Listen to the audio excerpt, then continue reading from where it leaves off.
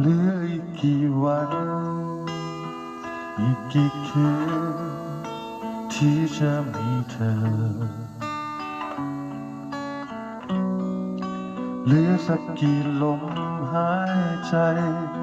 ที่จะได้เจอ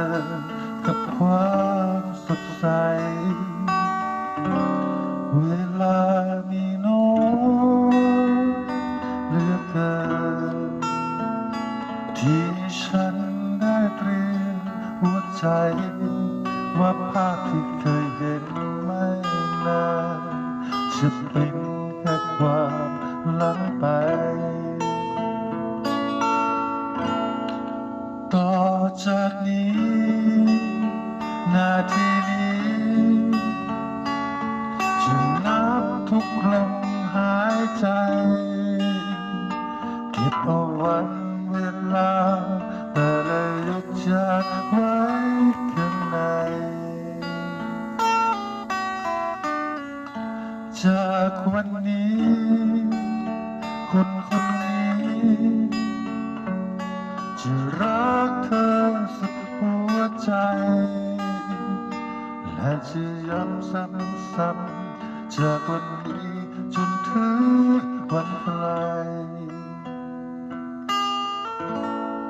ว่ารักเธอเสียไปมากมายกับเวลาที่มันเลยผ่านเสียดายที่วันเมื่อวานที่ทำให้เธอ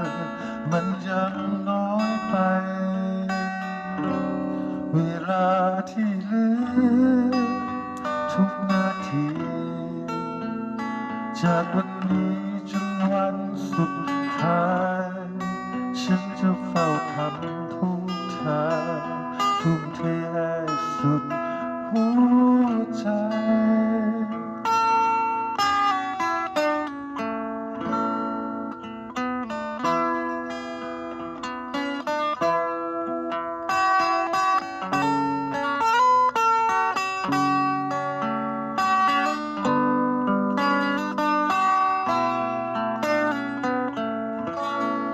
ต่อจากนี้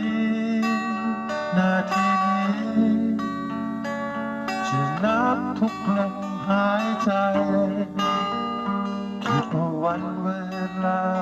แต่ละหยดจากไว้ข้างในจากวันนี้คนคนนี้จะรักเธอสุดหัวใจและจะย้ำซ้ำๆจากวันนี้จนถึงวันไกลว่ารักเธอ